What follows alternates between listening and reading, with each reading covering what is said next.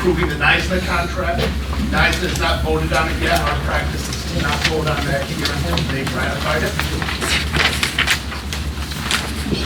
So we're just going to put that over until then. Okay, I call your attention to the preferred agenda. So we have preferred agenda resolutions 1 through 23. Yeah, sorry. Supervisor Wakefield moves, Supervisor Monroe seconds. Is there any supervisor that would like to pull any of the preferred agenda resolutions? Supervisor Monroe. Number 8. Number 8.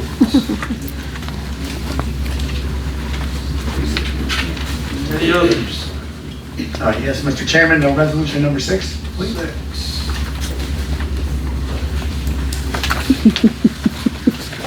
Any others? No, you're fine. Number 10.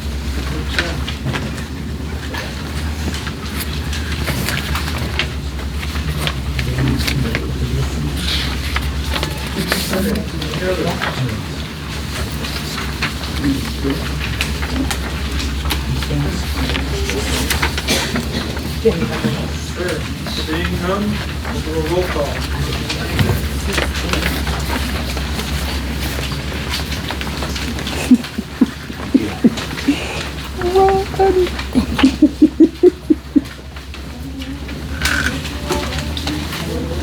Wanzer.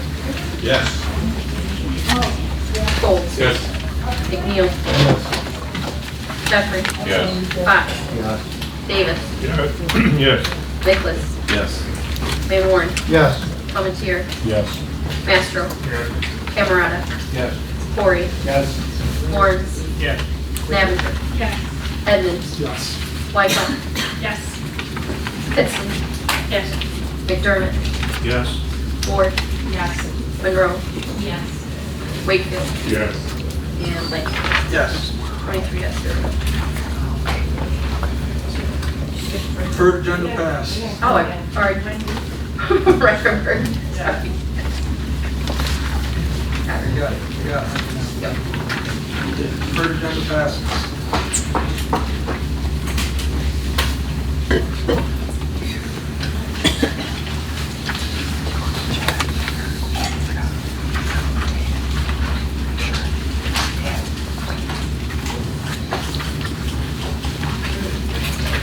Ready here, we will start with resolution number 6. Resolution 7-6, the Finance Committee offered the following moves adoption authorizing reinstatement of Deputy Commissioner of Social Services. Need a second. No second. Supervisor Wanzer. Okay, Corey has. Yeah, thank you, Mr. Chairman. This position was tabled, it keeps coming back, and there's many reasons to vote this down today. This is an odd hire, well, let's just say unusual, based on the timing. The last 14 years since I've been here, we have always waited for the budget process to begin, and we would defer that any new employees that were coming on, any new positions that were being created, we would discuss that during the budget hearing. And the proper committees would be able to vet out whether or not this position is viable and needed. And it seems like it's being rushed through. We're right up against budget season.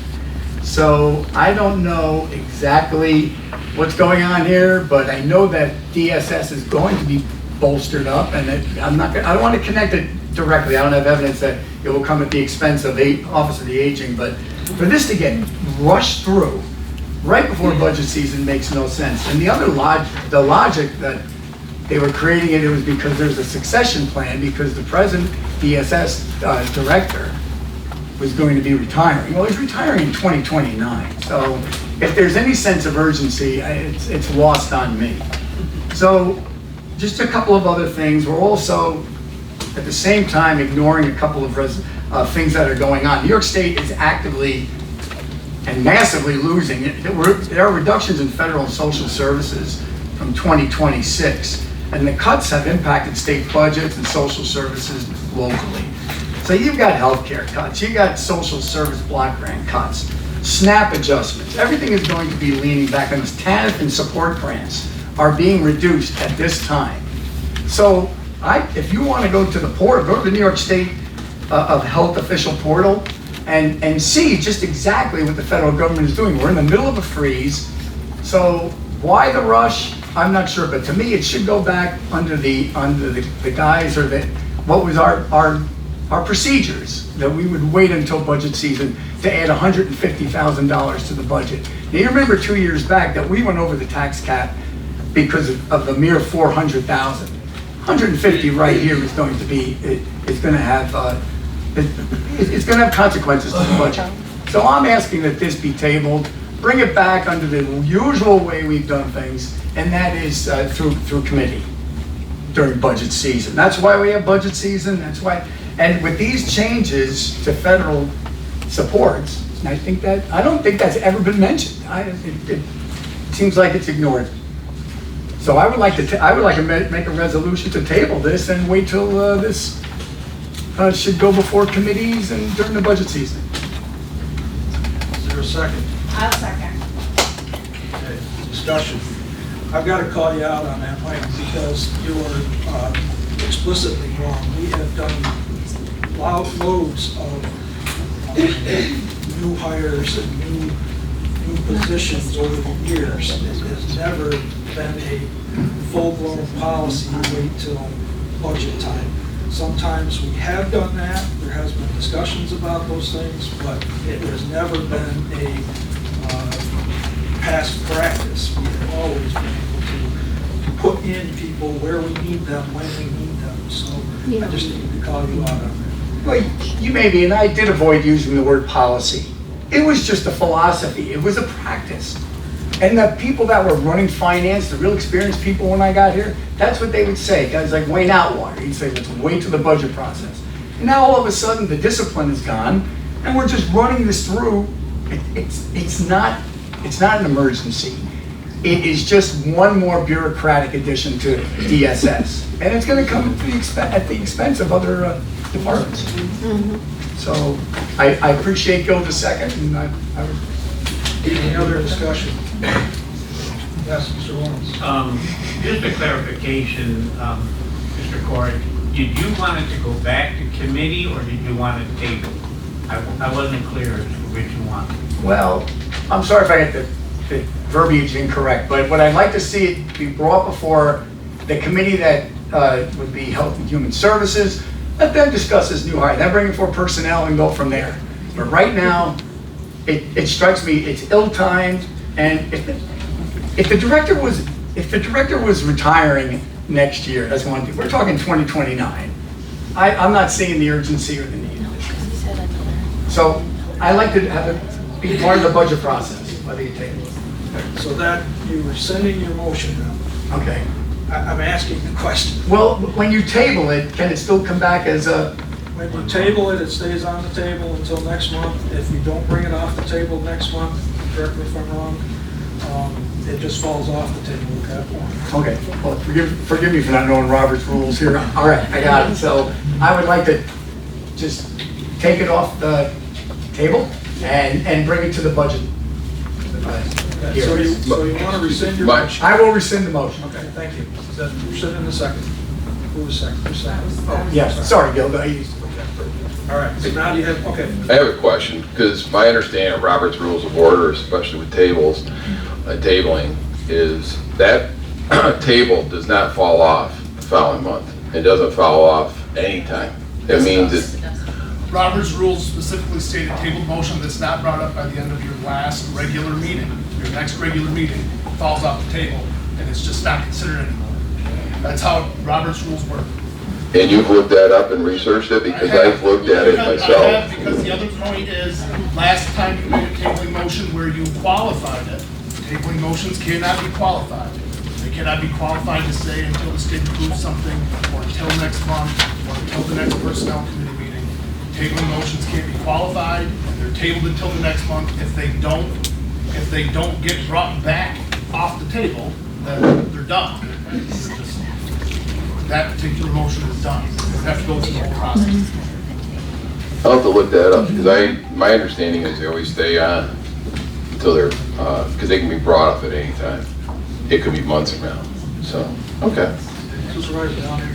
I have to respectfully disagree with Mr. Corey because the discussions about reinstating the position of DSS deputy have been through committees already a couple of times, both personnel and health and human services. And and the reason for moving it now is not just because the director might be retiring in 3 years. Well, it's in the minutes, that was the reason. There are financial accommodations that have been made through the budgeting process presently that accommodate the salary for this position and for the position into the coming year. The director of social services sees a need, and there are multiple factors underneath that, and it's not just the retirement issue. And delaying it further will just delay the process of us moving forward. And so I would like to move that this be voted on. Yeah, one of the other points of that is that deputies act on the behalf of the commissioner when he's not here, which, at a size of department that social services is, we absolutely need some form of backup there. So, How many years have we been with Yeah, that was one of the deputy? comments I was going to make, but also, wasn't there mentioned that there would be like 25,000 savings? It's not adding to the budget, but actually saving the budget. yeah, so that I just wanted to position- point that out, that it's not adding to the budget, it's actually saving money. And that's certainly not a 100% local share position. There is 7% sure of that. Yes. And with the two other positions that we're not filling because of filling this position, that is true. That it seems to be a $25,000 savings to the overall budget, yes. Any other questions? I just want to say, if this position is needed, if it's viable, if it's an integral part of this department, we should be able to stand up to review during the budget process. It's funny that we're not budgeting, we haven't allocated money for 2027 yet. So that's all I'm saying. When you go into have them defend it for 2027. Yeah, the only reason why the last time this was brought up, I was, like Supervisor Corey said, we were adding a position, and there was no mention of elimination. This time there is. We've eliminated 2 positions, so it becomes actually a savings, which I can go with on this one because we have deleted those in the resolution before. They were not included in the resolution as far as those positions being eliminated, which they are this time. So as long as they're not in there, that way they can't be filled later on, which increases our, and there was no mention of where the monies were coming from for the deputy commissioner. Previously. Any other discussion? How do you want to vote on this one? Roll call or? Roll call for you. Everybody gets that? So we'll do roll call on 7-6. What is it, explain the whole, what we voted on his resolution? No, he No, No. so we're voting on the resolution itself. Okay, It's a yes or no. Okay, perfect, thank you. So a no vote would in effect do what Mr. Corey's asking, correct? No. Bring it to the budget.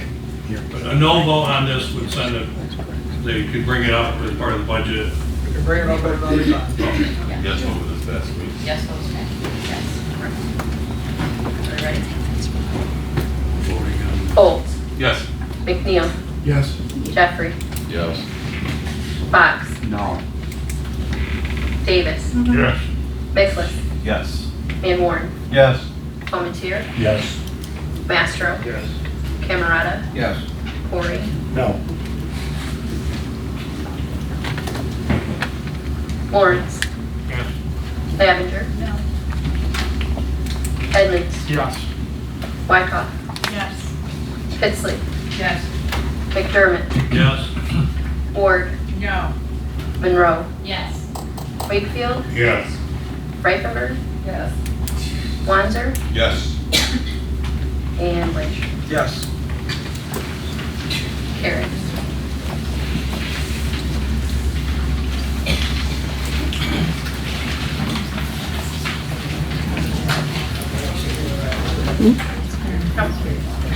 It carries. What's the weighted vote total? Yep.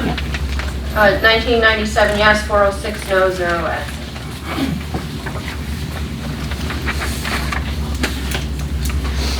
Brings us to resolution number 8.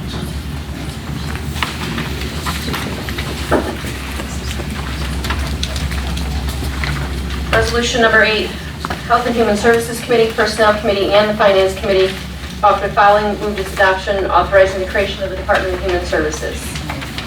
Second. Or Supervisor Wong. Supervisor Monroe, you have questions? Yes, thank you, Mr. Chairman. I have a statement that I would like to read, mostly just to keep myself on track here. Over the past 2 months, we've tabled this resolution, or versions of it, because supervisors didn't feel they had enough information to make a confident decision. That's understandable, and it's why I pulled this resolution today. Let me start by outlining where things stand right now. First, the county has completed every state requirement. Having the area aging under an umbrella organization is not unique and is provided for under the regulations. The director position has been established as required. We've held the required public hearing, and we've submitted the amendment to the 4-year plan, which explains how we intend to meet all the services and that we have the appropriate number of staff to do so. Second, those supervisors and members of the public have raised concerns. Let me address those directly. Funding concerns. Some worry that restructuring might affect state or federal funding. It won't.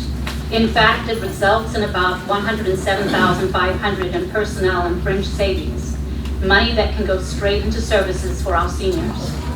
Staffing concerns. Others are asking how services can stay the same with 5 fewer positions. Here's what that means. 2 of those positions are already vacant, and we're still meeting services without them. The fiscal position isn't disappearing, it's simply moving to DSS accounting team. That leaves 2 positions to eliminate. Both of those roles and responsibilities will be covered through the extra hire line. At this time, for the rest of my statement, I would like to go into executive session for personal reasons. Excuse me? And if I may ask Matt, Michelle, Dan, Erin, and Erin to remain, please. Just so I'm clear, that's for Personnel. personnel of a particular individual? Yes. Wow. She surprised them.